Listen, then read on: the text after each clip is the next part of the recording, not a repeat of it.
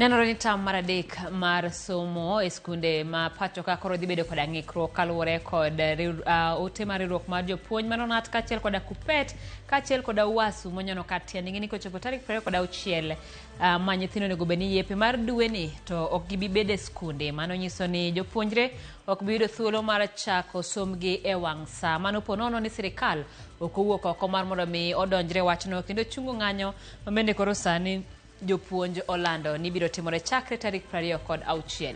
Bende migawo mar thieth nyaka sani onyono kar tiende ni onge jakenya moro amora moseyud kod kit guonyo mar mpox kata monkeypox. Maeri en odiochieng' achiel tok riwruok mar piny ngima mar thieth WHO yango tuono kaka gino monego mi pek kaluwore kod landruok mare masani timore ng'wech ahinya e pinje manitiere e aluora mar Afrika. Nyaka ramogi bende kopogore kod mano jatend migawo mar weche teko kaachiel koda modhi Opiyo Wandayi kawuono ni ne orwaki dalane kaunti ma Siaya tok kano osepuodhe kaka jatend migawo. Anang'ane moko kuom weche ma omiyo pek chenro en mar Oimore. Jopuonj ok ne yaw sikul tarik 26 ma sa 6 motieno ma tarik 25 japuonj osechako ng'anyo. Riwruok jopuonj mar NAT bende olando chako ng'anyo margi tarik 26 dweni tok lendo mar KUPPET nyoro gino madhi ng'iko chenro mar somo e tam mar adek. Koro sani jothurwo kadwa winjo gimoro ni yudhe moko chikre kon gi kon ni go koko ni sirikal. Ugo kon sirikal to ng'atwe man kure man mandiko ema loso sirikal kuro. Ni ng'ato wacho nan mondo adhi atim andamano e Arambe Avenue kuma mbadi mobetie gi pes sirikal. Mano wi ber kose wi rach. Moko kuom jod bura ma Kaluo wacho ni ogibi dhi nyime kwedo sirikal ma nyithindgi tiye. Awagomo ni kabe ka pok bedo maber kaka jolachuonyo wa promote secretary mane omu party mane tiyo gi counties wanga maber ni Mheshimiwa Were Ong'ondo Jako Waro mondo bed the chairman mar county. Jotelo mawuok rachuonyo siro jaod bura ma Kasipul Ong'ondo Were bedo jakom ODM e kaunti ma Homa Bay.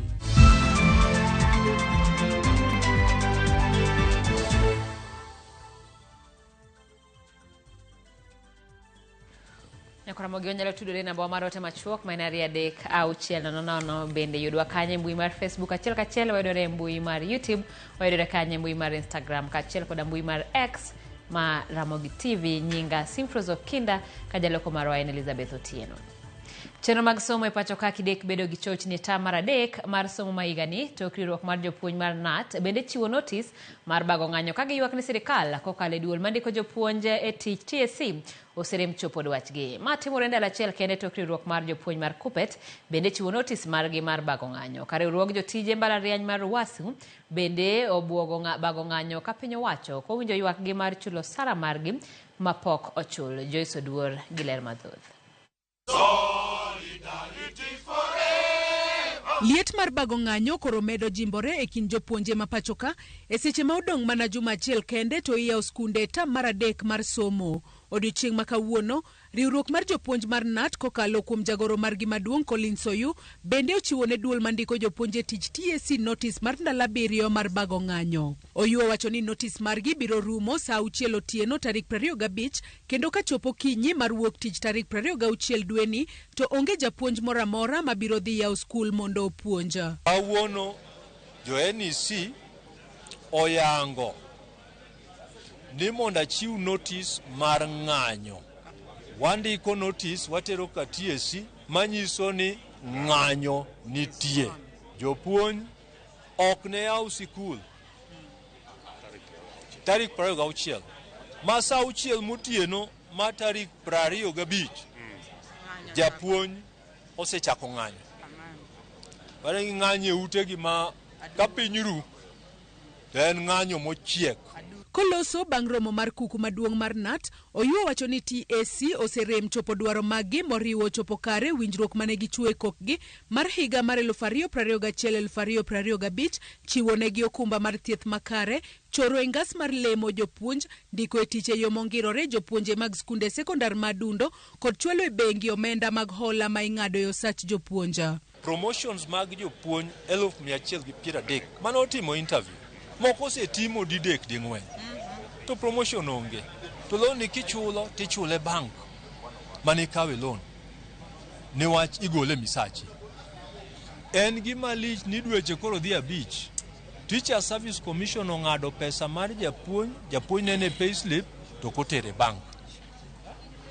Wapenyo ni pesa ni odhi kanye. Mae timore ndalo achiel kende tok riwruok mar jopuonj mar KUPPET tok romo mar kuku mar odiechieng' manyoro bende nolando ng'anyo mar jopuonj mabiro chakore ayanga tarik 26.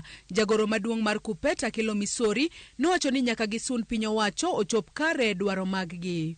Bura ong'ado ni nyaka wang'any kendo jonyuol kik ter nyithindo tarik 26 dwe mar 8 higa ni skul. Jopuonj nigi rochruok margi e yor mar medical cover. Token somo e skunde mag primar kod sekondar kende ema nyalo bedo kod chochni. Tarik 14 dweni, riwruok jotije mbalariany mar UASU bende nobuogo bago ng'anyo ka piny owacho ok owinjo ywak margi mar chulo gi osara margi mapok ochula. Kotelnegi kod jagoro margi maduong' Constantine Wesonga, UASU bende oywak ni moko kuom mbalariany moting'o mbalariany mar TUK kata Technical University of Kenya ok chul atamalo 100 mar osach jotijegi ka gichulo mana atamalo 65 kende gino ma ok gimor godo. The University Academic Staff Union is saying that enough is enough. And we are saying a resounding no to delayed payment of salaries in our public universities. It is very insensitive and inconsiderate for the government to delay the payment of salaries for academic members of staff in public universities every month. Riwruoge mag jopuonj go koro wacho ni gino momiyo nyaka koro gidhi e ng'anyo kendo gichung' chenro mag somo en kaluwore kod kaka TSC oserem chopo dwaro maggi kata obedo ni gisetemo chopo e winjruok kodgi. Joyce Oduor, Ramogi TV, Nairobi. Mana kamano sirikal olando ni gisechako chwalo barupe manyien mag siro somb jopuonjre mbalariany kaluwore kod chik mane jatend piny William Ruto ochiwo. Ma timore sama jopuonjre mag mbalariany madhi nyime kod sombgi kaachiel kod jood bura to kwedo kit chudo no manyien mar omenda e mbalariany ka giwacho ni okelo chochni mathoth madwaro ler malong'o kapok oti kode. Jafwambo marwa Cynthia Onyango lero no mathoth.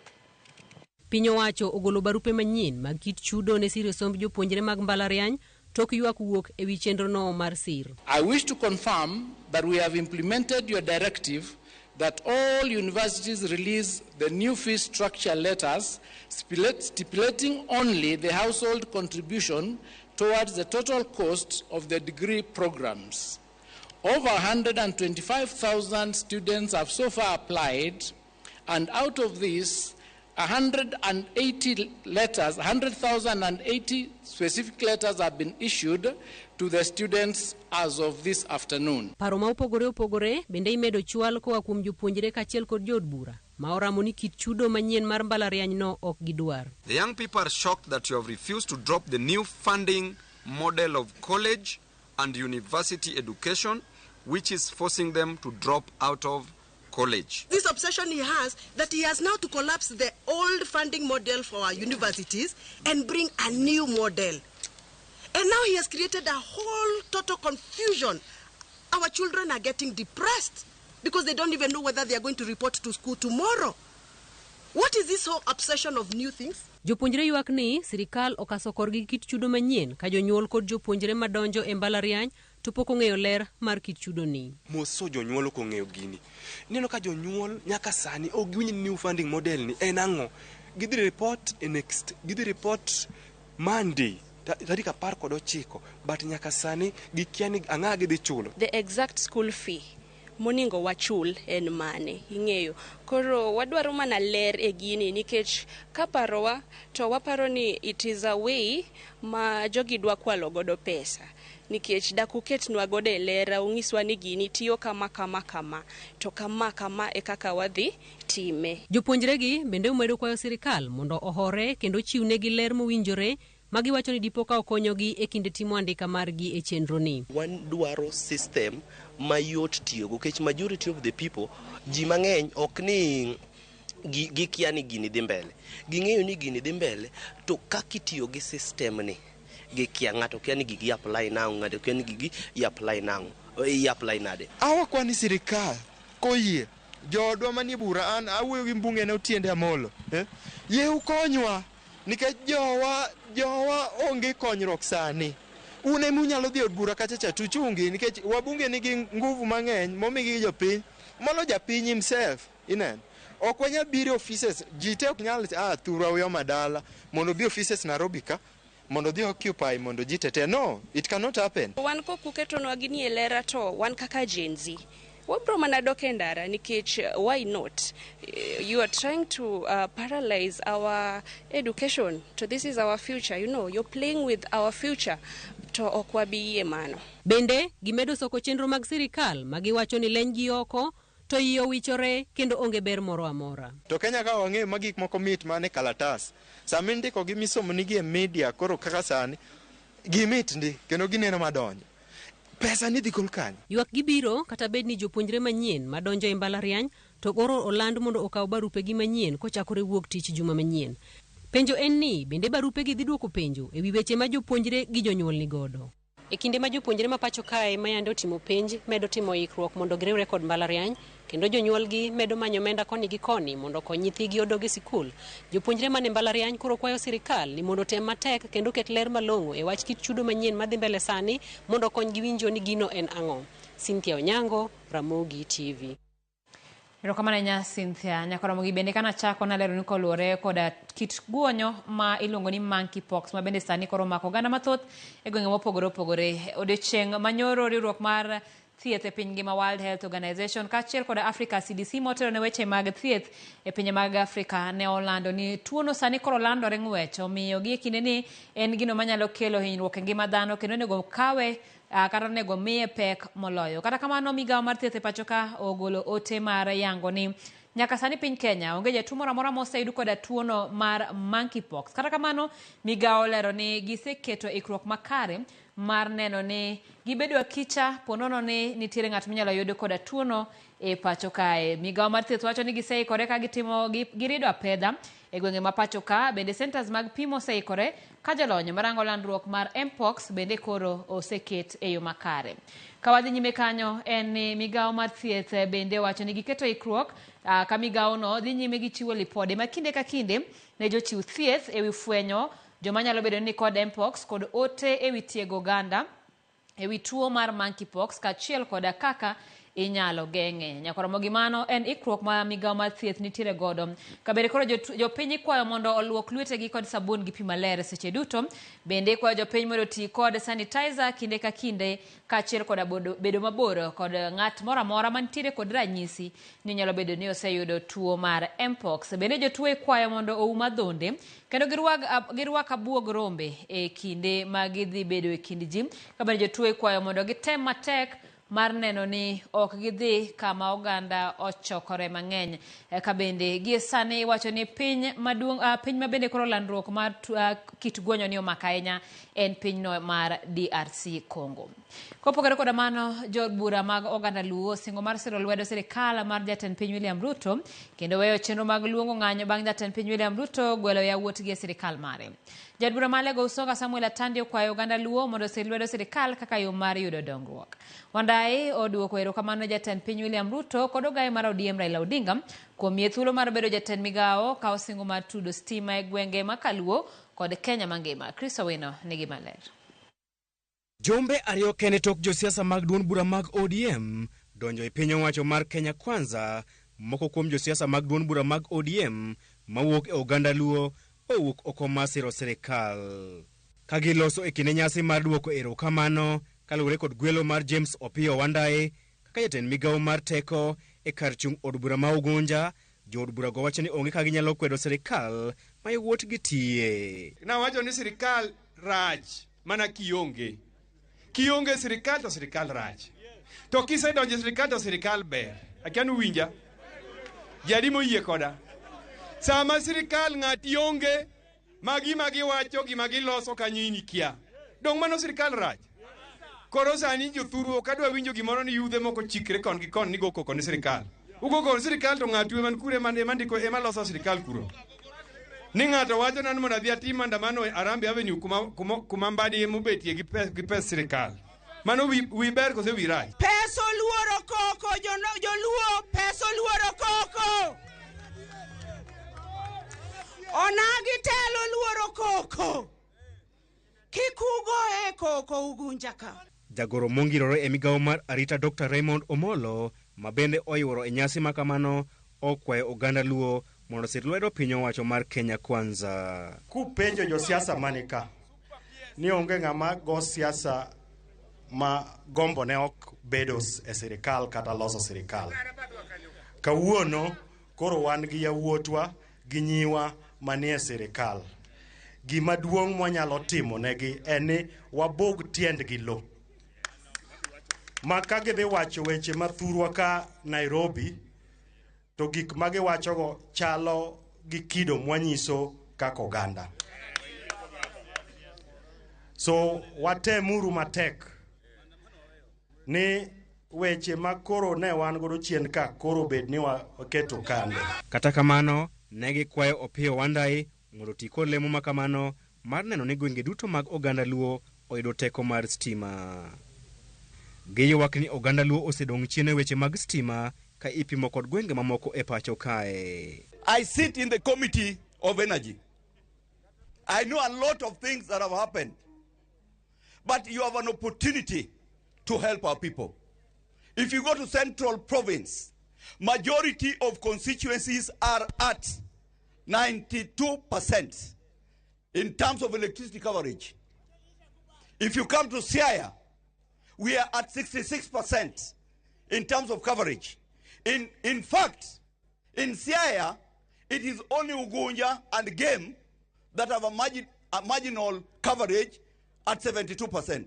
Kauloso e kindeno, Opiyo Wandayi oduoko erokamano e jatend piny William Ruto kod ogai mar ODM Raila Odinga kuom yie thuolo mar bedo e sirikal. Wandayi osingo mar neno ni jopiny oyudo teko mar stima e miechgi e counties ma Kaluo kod Kenya mangima. To adwa mondo ago erokamano maduong' ahinya ni jakom Raila Amolo Odinga kuom kawo thuolo makende mar kato kauli, kuom kawo thuolo makende mar ng'ado bura ni mondo wan kaka jochama mage mag ODM wadonje sirikal mamalo mondo watigo. To achaka go erokamano ni President William Samoei Ruto kuom kawo thuolo makende mar loso sirikal moriwo jo Kenya te. Te sirikal moriwo jo Kenya teno oneno mondo an oketa waziri mare machung' ni weche mag stima. Chris Owino, Ramogi TV. Jatend migepe manyien medo chwalo tijegi e jumbgi mokwongo e apis. Jatend migawo mochung' ne mwandu manie bwolo Ali Hassan Joho ne ochako tich ka olimo gwenge ma Kihushe e kaunti mar Taita Taveta. Ka nyawadgi mar pi Eric Mridhi bende ne ochako tich ayanga. Odhiambo Ian Derek nigi mathoth. Jatend migawo mochung' ne mwandu manie bwolo Ali Hassan Joho ogolo okenge ne joket mwandu mabiro neno ni gichulo chudo te kapok gichako kunyo mula pachoka. Kama ochan mar kelo dongruok e piny ka. Hii story ilitokea kwamba mtu anakuja anachimba madini kwa miaka 7 hajatoa ndururu. Leo ndio wewe mwisho madini.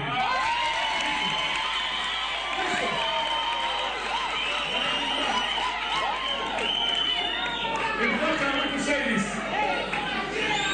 We have no business entertaining someone who does not pay the rightful dues for the Kenyan people and the Kenyan government. Jo okwedo ywaruok ma osebedo ka neno e kind jokuny mwandu manie bwolo ka ogolo siem ne apisas mag migawo e sirikal mamalo mondo okony jokunyogo. Mimi siwezi fungwa mkono, hii kazi nimepewa na lazima nifanye.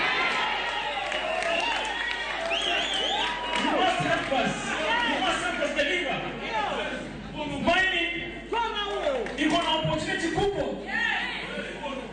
Hii nchi iko na madeni kubwa. I am thinking one way tunaweza jiokoa kama Kenya ni kwenda kuchukua madini yetu ili tupate fedha tukomboe nchi yetu. Jatelo no bende osiemo moko kuom joket mwandu makao kuonde kunyo mula to oktie kao yango ni ochano mar kedo kodgi. This is the last time I want to hear kama mtu amepea mahali na hana concept ya community.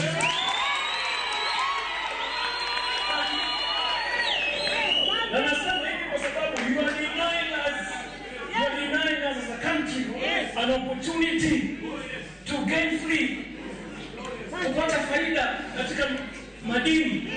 Ekorka kore, jatend migao mar pi Eric Muridhi oyango ni ochano mar kedo kod kuo pi ma osebedo ka dhi nyime pachoka. Ka wacho ni ma osemiyo piny owacho lalo omenda maromo bilion 10 e higa.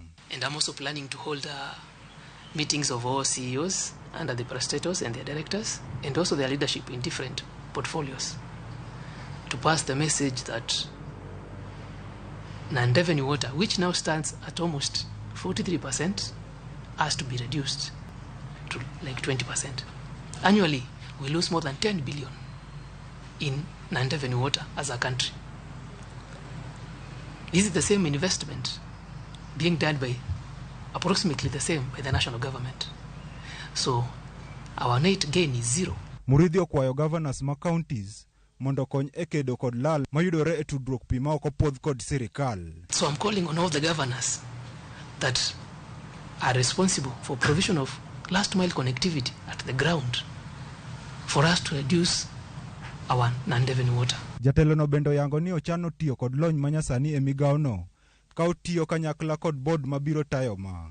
Uptake of technology is key in the ministry, whereby our systems that are very diversified in very different areas, we need to have a central board to monitor our collective national infrastructure on water. E chopo lek mar higa 2030, jatend migao no oyango ni oseketo kenge mar neno ni migao no ochopo lek no. One of the national government's agenda is to ensure universal access to water, which is a human right, access to water in adequate quantities, safe drinking in adequate quantities. Ka jotend migepe manyien chako tije e migepe mopogore opogore, jopiny nigi geno mar neno ni giyudo ber mawuok kuom tijegi. Odhiambo Ian Derrick, Ramogi TV. Jod bura riwruok mong'ere kaka Ground Team osiro lwedo chenro mag rowere mag Gen Z mar chwalo ote mar wuoyo od bura kendo tero jod bura duto pacho e ng'anyo mar tarik 27 dweni. Kagiloso kod jofwamb weche e buore Nairobi, jod bura kotelnegi kod jaod bura mag Githunguri Gathoni wa Mushomba kod Babu Owino mar Embakasi East ng'ur mar Gen Z e wi od bura mamalo kagiwacho ni chandruok mag piny Kenya wuok e od bura mamalo. Ne gilero ni katiba karachiel yango ni teko mar piny Kenya ni e lwet jopiny kendo gisingo mar chung' kod rowere e keto od bura e koke. Rowere mag Gen Z chano bago ng'anyo kendo tarik 27 dwe mar 8 higa ni mar chwalo ote mar wuoyo od bura kuom rem e chwalo tije kaluwore gi dwach jopiny. Is with the people. The people are supreme.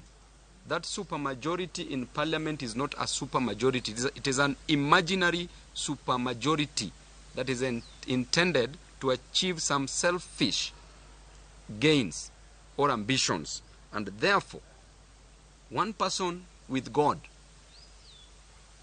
is the majority. But now here we have a few people in parliament, members of parliament, Team Ground, together with the Gen Zs, with the millennials, with other Kenyans. That is even more than a super majority. I honestly think that the kitchen of all problems in this country is Kenyan parliament. Because it is Kenyan parliament that make laws that are oppressive.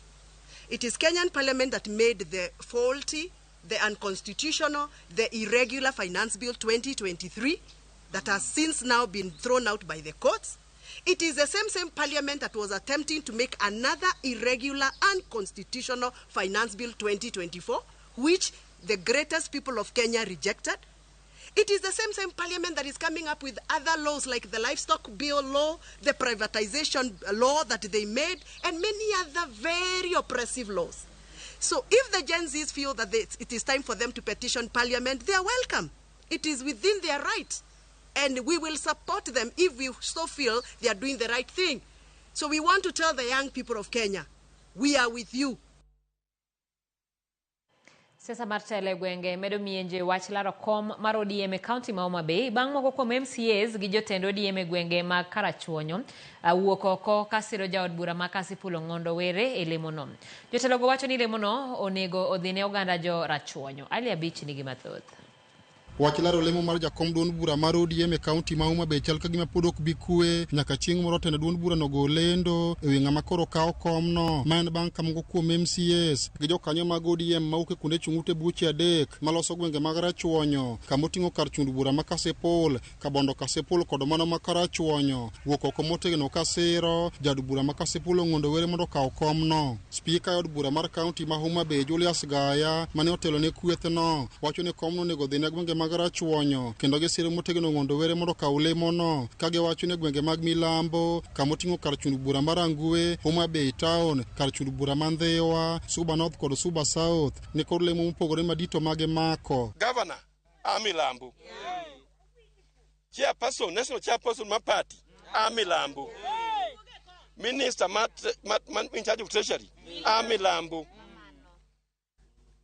Whip mar minority Amilambo, wan kar wa Karachuonyo wakoni ne wangi secretary awagomo ni kaber ka pok bedo maber kaka jo Rachuonyo wa promote secretary mane o move party mane tiyo gaudis wanga maber ni Mheshimiwa Were Ong'ondo Jakowaro mondo bed the chairman mar county kogik sapok to nego bed ni regional balance nyaka bedi awakwayo gi muolo kwaneno kaka Secretary General men Mheshimiwa Were osetiyo ka achiel gi governor kane giriembo weche party e county ka gik moko ne perfect omiyo wakwaye gi muolo ni mondo kawo Mheshimiwa Were ogol OIS secretary mondo bed jakom mar chama mar ODM mar county ni. Jokanyo mag ODM go mani oloso romo mane gibedo gi apis ODM mantie ka chud bura ma Kasipul wacho ni Ong'ondo Were osechung' motegno kod duond bura no kendo ma e thuolo maber monyalo tiyogo mar medo tego duond bura no e county. Joma jo Milambo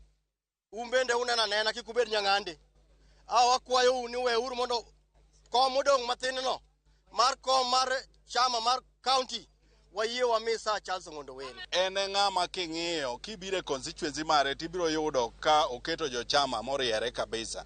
And then a party activities obed grassroots mobilization mondo ji register chama. Ong'ondo osebedo ka ne mbele i jogi. Osewuotho gi jo party kamoro amora mwadhiye ene mwanene.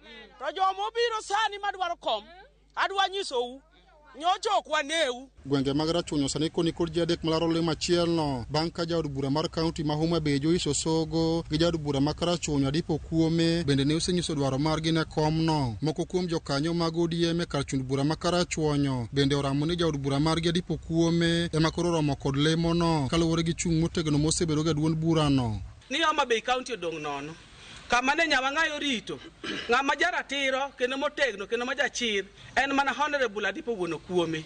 Awakwayi baba ni kiyie senwa Adipo Wuono Kuome mondo bednwa jakom ma Homa Bay County. Nyaka no chak tich wanyalo paro historia mar Karachuonyo ne en lweny ne en chadhruok gi bede to jaduong' mosebedo ka nyaka no yud gini wechege oyuo mos onyalo luongo ji en gi branch mabendo tegno nikech okale puonj mare puonj molony kwe nie Karachuonyo. Ali Abich, Ramogi TV, Homa Bay.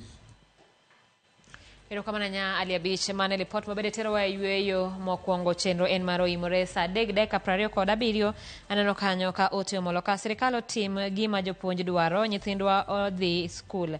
Mosna mama na Unisa oko Obuogo kachiel gi joulanda duto te an Olwala nyakwaro Obuogo kawuok Ulanda. Ero kamano ma Auki Dibo kanyo yani Masai somo ema onego sirikal rang sana moloyo gimora mora chudo jopuonj otimre mapiyo ka kanyalore. Kik idhi mabor nyakora mogi wamodho pi matin.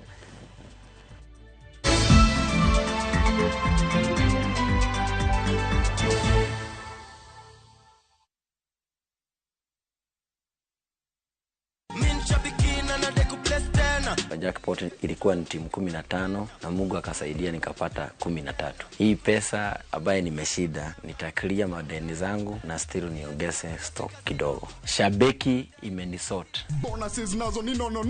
Kuanzia 12, 13 and 14 correct predictions. Unacheza 99 bob tu. Chukua simu yako, ingia www.shabiki.com, fungua jackpots, click on super jackpots. Chambua game zako safi, review bit slip yako, ukiona iko sawa, place bet. Alafu sasa unategea games zichezwe. Shabiki super jackpot, ni time yako. Mina dai wote twende hivi to bet. Not for persons under the age of 18. Shabiki.com is authorized and regulated by BCLB license number 587.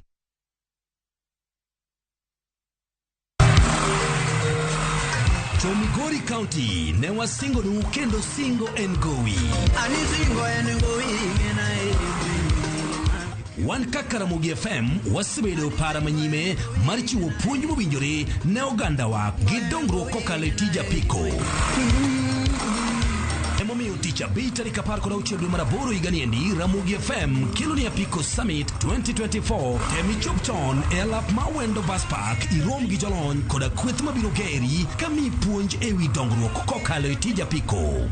Jolendo mag Ramogi FM kaka Ruth Nyajimo kaka Sokuraf biro bedo kanyendo sama jangolo matukluo kod jarapogi duogo dala ka kelo mor e Apiko Summit Awendo Town chakore saa 3 mar okinyi nyaka midhiambo. Onere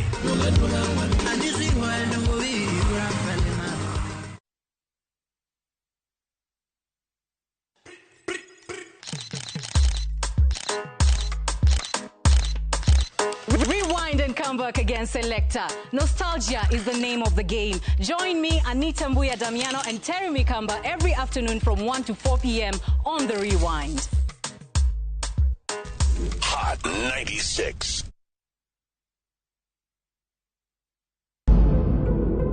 Nonenore ni en gi gik moko duto, ngima kod dala maber. Sawa, in kare. Oh, sawa. Sweet, abo misi. Kata kamano, tugo mar wuon kod andhoga chakore. To anyisi chieng' moro atieno, chieng' moro. Maneno. Gimoro ne nyise ni weche ok dhi bedo maber kaka ne oparo. To akia. Lakini nitiere ina feeling ma nyisa ni otimo gik moko beyo. Kaka kinde medo kalo, ne okong'eyo ni adiera ne ni machiegni kode moloyo kaka ne oparo. Matokoro wachman, matokoro atieko nang'o, achako nang'o. Ne Atieno Jabayo, mana e Winam Cinema, Jumapil, saa 2:15 otieno kod saa 4 otieno, mana e Ramogi TV.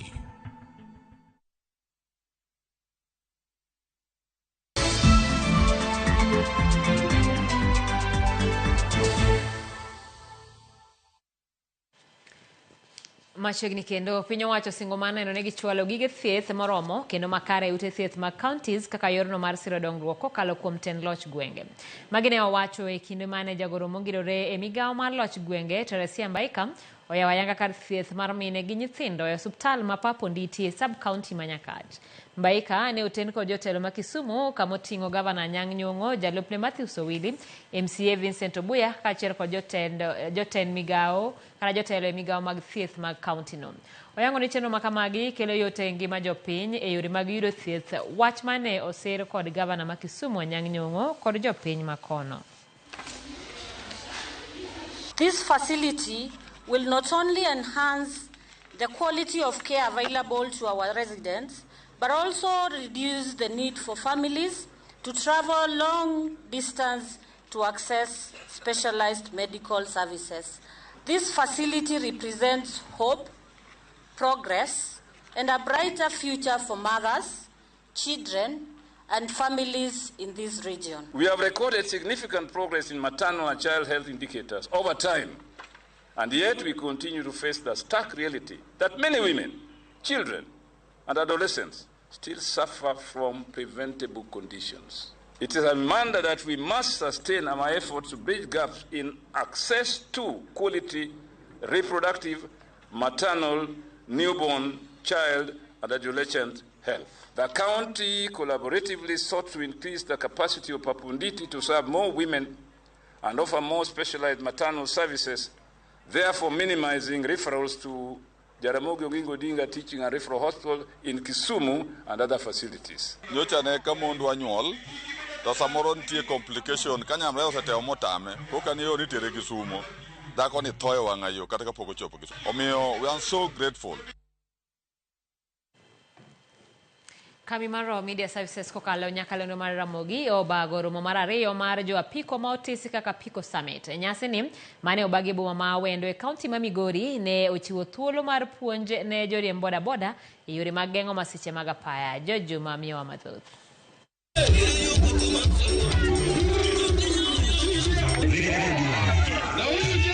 Oganda mathoth osebiro kawito ngimagi e pacho ka okalo kuom masichego mag apaya. Joriemb boda boda nitiere kwan mathoth mag ogandagi ma wito ngimagi e masichego mag apaya. Kaka okang' mar konyo duoko piny masiche mag apaya manjuoko joriemb boda boda, Kamaro Media Services osewuok oko mar konyo duoko piny masiche mag apaya majuoko joriemb boda boda ka gikonyogi e chiwo puonj ka okalo kuom romono ma otisi kaka Apiko Summit. Gik mokelo ka gin gik mabeyo sana. Wadwani japiko sama gitiyo ging'eni to gitiyo e yo machalo nade. Wang'eyo ni nitiere weche mag accidents, apiko moko ma samoro begerengo ok ne kare, samoro bende kata ka kirita apiko go ging'eyo. Magi gin puonj mokelo ne gin to ere apiko ni ka en gima kelo ne ngima kata chiemo pile pile onego irite e yo machalo nade. Kweth mar nyakalondo mar Ramogi ka otelnegi kod Ruth Atieno bende ong'ere kaka Ruth Nyajimo ne obago romo mar ariyo mar Apiko Summit e boma ma Awendo e kaunti ma Migori.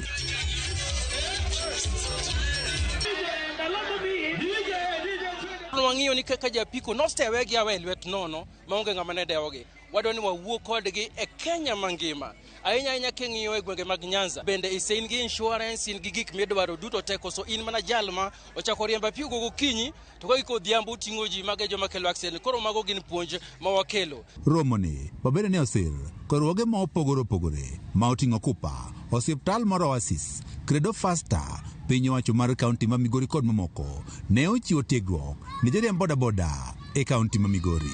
Tumeshirikiana hapa na Ramogi FM katika hafla yao hii ya kuempower wanabodaboda huku. Ni vizuri tumejiunga nao wawe makini katika kazi yao. Wanapobeba abiria, hata kama wana abiria pia, unajua kila mtu ako na familia. So ni vizuri ukitoka urudi pia kwako ukiwa salama. Kae ndika uno waponjo jo riemb boda boda wechego eko mag bedo akicha sechego eko mag tiyo kod apaya. Bende wapuonjore wechego eko mag ler. Leka pile nyaka wayud case at least achiel kata ariyo mag masira mowuok e apaya. Sana mabende juko jo adwa mag gin jo apiko. Ma en gima muhimu sana, en gima ber ahinya nikech okelo chenro kendo o empower. Oketo gi gibedo ahead, gibedo mbele kendo gibedo gi inform gimonego bene gitimo, gimonego bene ok gitim. Joriemb boda boda mathoth ywak ni gin tiere kod pek e yudo tiegruok makare, yudo gigi geng'ruok kaka reflector jacket kaachiel kod mamoko. Koro wakwayo jo government ni ka ginyalo yie gimiwa license e yo moro maber kata bei moro mokrach manyalo miyo wadonjre gi polisi e wang'ayo.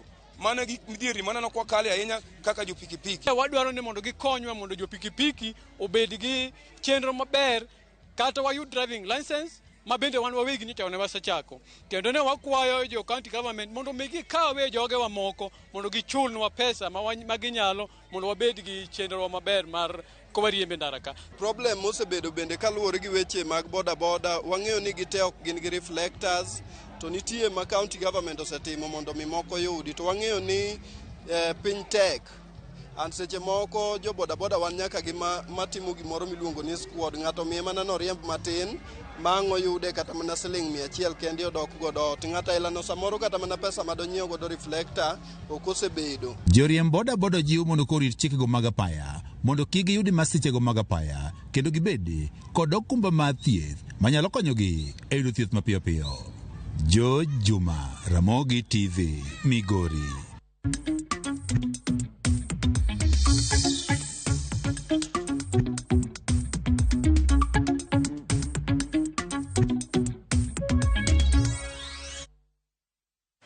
Jogo manie e sekta mar gedo mag udi e pacho ka koni piny Kenya ni kod nok mag udi maromo gana 250 e higa ka higa. Gino mamiyo jopiny medore kuonde dak ma yuto ji ni piny. Gikoni chenro ma piny owacho mar gero ute manego gi yweyo bende kidek rem chopo e wang'e ni mar jogo mani kod yuto maber emosebedo kariyore mar nyiewo utego mageto jogo ma yuto gi ni piny. Joja oko gi ler mathoth kowuok Mombasa. Romo magalamoro mane okelo kanyakla jolony mag gero udi ne obagi Mombasa, kuma twak maduong' ne en ewi wach nok mag udi mokwako pacho ka. E romono ne oyangore ni kwan jogo modak e kuonde ma yuto ji nitiere piny medo mana dhi malo, ni mar nengo ute migero gi joket mwandu ni malo moheo yuto mag oganda mathoth. Our annual requirement for housing is almost 250,000, but currently we are only able to meet 20% of that need.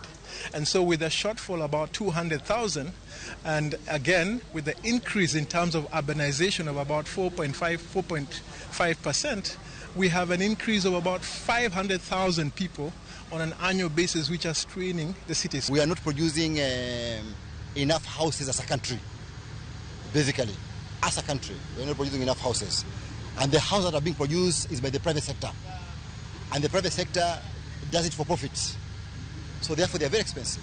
So while the demand is 250,000, the 50,000 is done by the private sector, and they charge high premium, and that's why we have an increasing number of slums, because people cannot afford.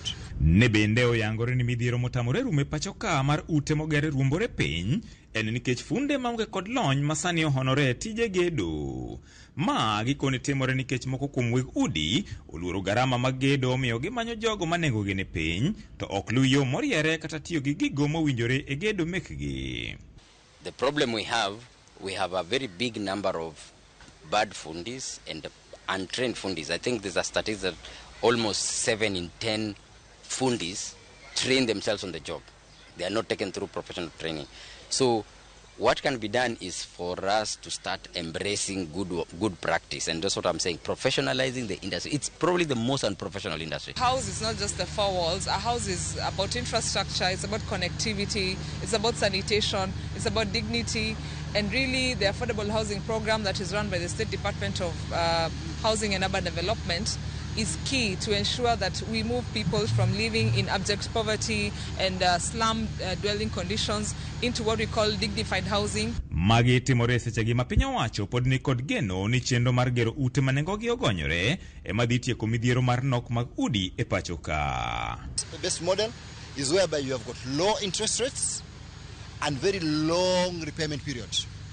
Like now in affordable housing, for social housing the interest rate is 3%. For 30 years. For affordable housing is 6% for 30 years. Okay, currently in the market, you are getting 20% for 10 years or 15 years.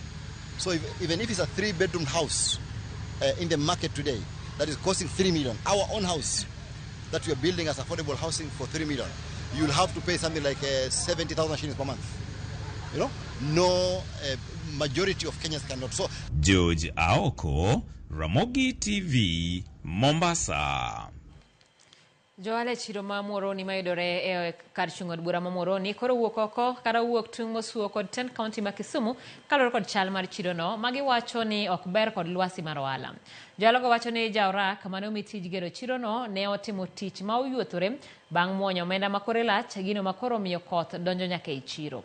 Gibogo ni gibiro chungo solo suru ne county ma Kisumu nyaka los chiro no maber ni mar thoth jonyiepo sani oringogi.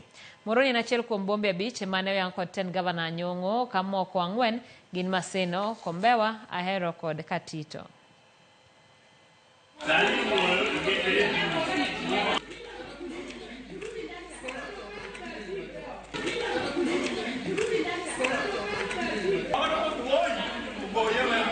Auso kitungu, tauso nduma, to kane wane iye ka e stall nogolwa oko ni golo asbestos iketonwa mabati manyien. Mabati kokel to kel mabati mafake. Mabati mafake koth chwe kendo koth go stall sawa sawa. Stall olokre cool kar puko yugi. Stall otimo chuodho sawa sawa lumo twinya ke wi stall malo. To oko kama wantiyo kama noketwa open air wayoro chuodho ka koth ochwe tiloke iuse i chuodho. Koth goyowa makaka watimo onge. President marwa ma en Mr. Nyong'o obi ong'iyane omiyo johalo okwamo wagomo ni ok wanyal juogo nyaka chieng' moro achiel losnwa waonge nyaka cho chiro top kendo top mar adier makiani jo health ni kure mondo bi onee kaka chiro top kata unu mubiro nyithi mon wetena uneno ka chal nade o top mar adier to juok to wajuogo pile koro ne wakwayo president marwa men Mr. Nyang' Nyong'o obi mondo konywa. Koro wakwayo governor marwa mondo obi mondo at least mondo wa reason kode pamoja nikech ma en shady work manotimore ka mamano gimo konya yie. Koro ber ka be jo uso yudo gimoro ma ndara ber chiro maber ka koro ka kata wachung' ka to koth go to wane chiro mamano gimo ok nyalre. Jopur mag mchele e gwenge ma Bunyale kaunti ma Busia koro ywago nengo marach mar mchele ma giwacho ni kelo kod achudhe madonjore kod ohand mchele.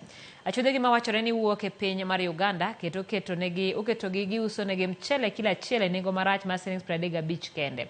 Cynthia Nyango miyo waler.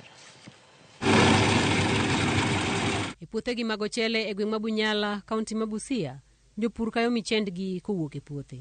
Chenro mag mocho kod fundo dhi nyime kendo nenore ayanga ni keyo mar higani ber ahinya. Kata kamano, nengo marach mar ochele miyo jopur gi kihondko kaluwore kod nengo moidho mar pur. Kilima mchele pale nyuma kulikuwa mzuri kwa sababu kilo tulikuwa tunanunua kwa 56. Lakini sasa kwa saa hii ambao tunavuna hii imekuwa chini sana.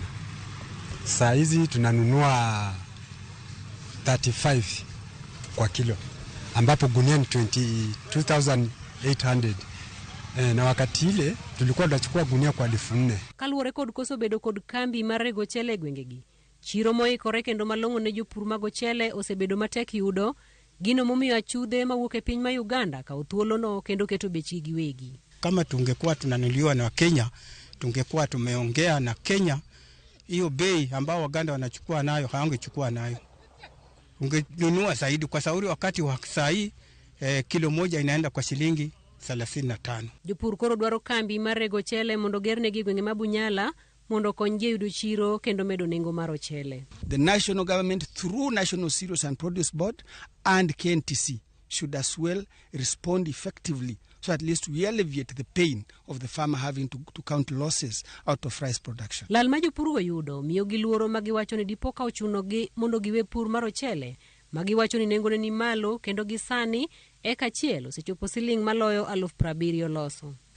Unapotumia shilingi 70,000 kuzalisha katika eka moja na alafu unapata gunia 30 ya uzani ya kilo 80 alafu iuze kwa shilingi 28, ukipiga hiyo hesabu utapata ni hasara kwa mkulima. Bei ikiwa tu sawa hakuna shida. Hii ni kazi tunazoea, lakini sasa tumekufa roho kwa sababu ya bei. Kata kamano, migao mar kiro pie puothe e gwengegi kaka yo achiel mar duoko chien pek mar pur kod chiro temo kelo negi chiro mar ochele e pacho kae. They also bought rice from farmers at Siriwo. So those two interventions have acted in stabilizing the prices.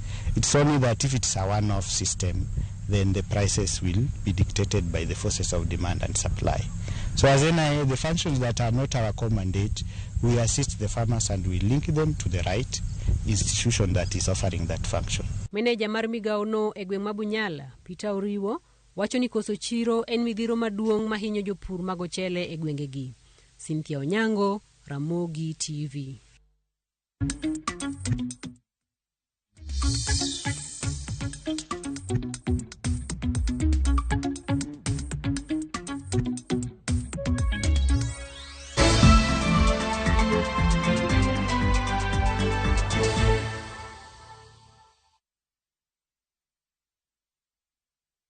Jipange na View sasa imerudi kwa mbwembwe na vishindo.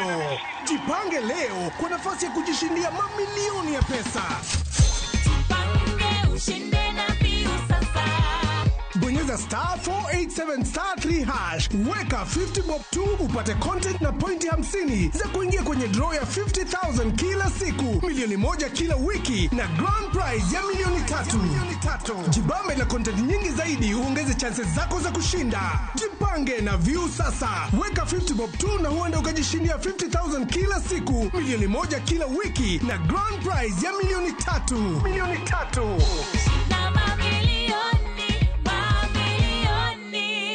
Sheria na masharti kutumika. Imeidhinishwa na BCLB namba 0000130.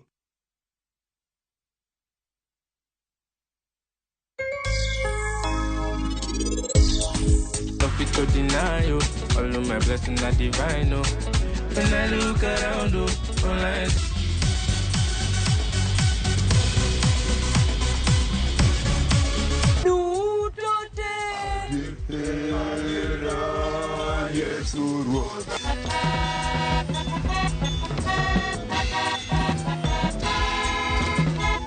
Alodwani kawadhi tede, okwadhi we mondo ochwakre ahinya.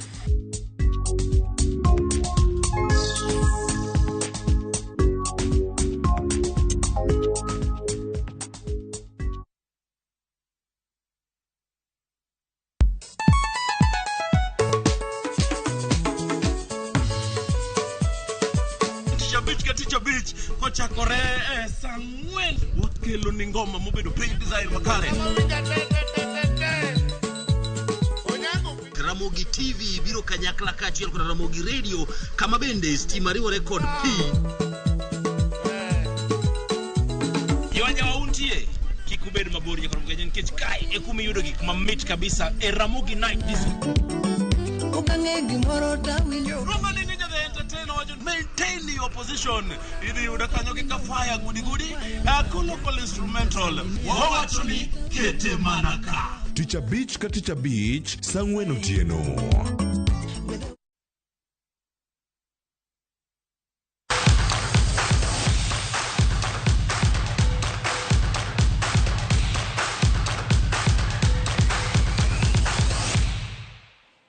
Machigni pautuke Daniel Kimanzi jaloch manyien mar shabiki ya Vieta. Kimanzi yolo silings milioni 1,500 e tugono e mbui mar shabiki.com. Kimanzi ma en jadak ma Kitui wacho ni osebedo kotemo tugono kinde ka kinde.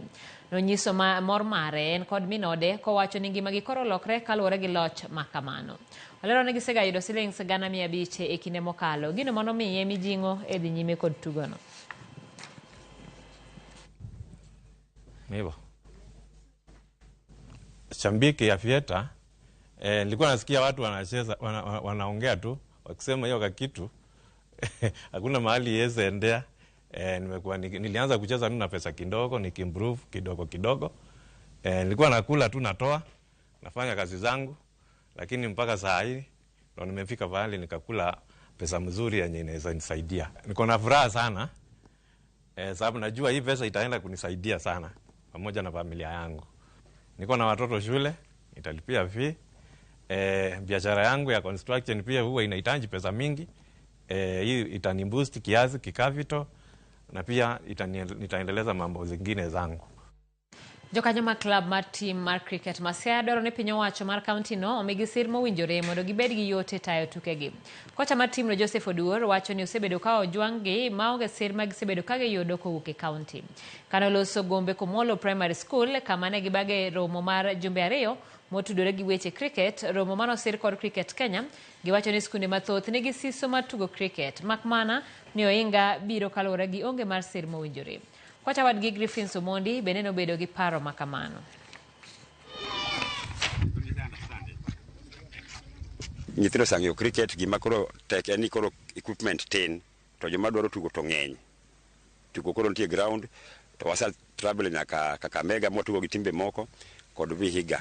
To wambende no invite Kakamega magi biro tugo kod wakai Gombe kai. Department of Sports wagombo mondo ging'e ni tugo nitie mondo gikonyo mondo wayud equipments to nyithindo be obedi exposed mondo be trips mondo gitugo timbe moko mondo gilan new ideas. Koro aje jonyuol mondo giwe nyithindgi obio join team mar cricket. Inyalo yudo nyathini ability mar tugo kendo gombo no tug gini sana lakini kaka jonyuol neno gini gima konyo ng'ato onge. Society mwantie society maneno no mpira games moko mesani tugi school moko mani tugo chongo ema gine non games to kaka games kaka cricket, hockey, table tennis mawok gine ka games masani gino mago games mag jomonyal.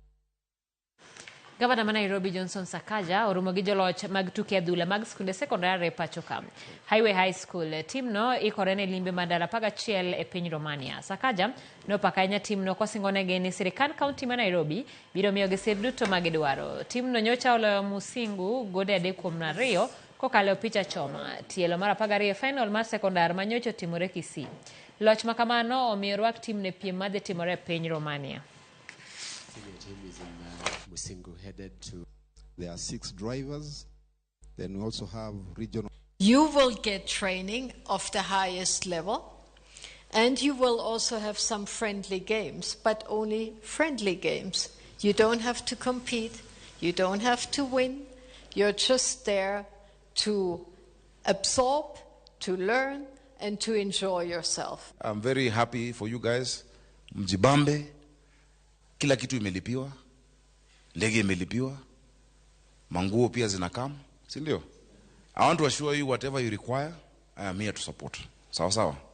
Whatever you guys need, you just come to City Hall. Sisi ni wale watoto wa Sakaja, wale walienda majuu. Kenya timo maber tuke mag Masters motimore Sweden. Mane en jaloch mar mita 400 e kinde mokalo Grace Kidaki ne oyudo midila mar silver e mita 800 eka Sylvia Chesebe bende oyudo midila mar bronze. Kenya otieko juma mokwongo mar tukego gi midila 8 magin kachiel gi goldi 2, silver 4 kod bronze 2. Kiny en odiechieng' mar 5 ma Kenya geto yude midila mamoko. Seche ma Robert Langat kod Simon Losiaboi dhi piem e mita 800 mag chuo.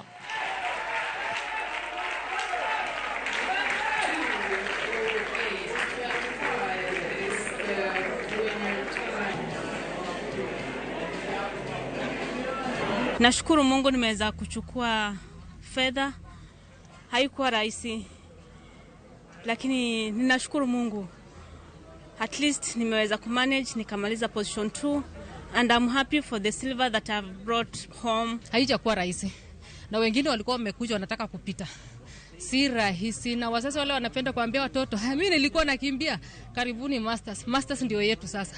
Kama ulikuwa unasema wewe ulikuwa unakimbia, kuja uonyeshe.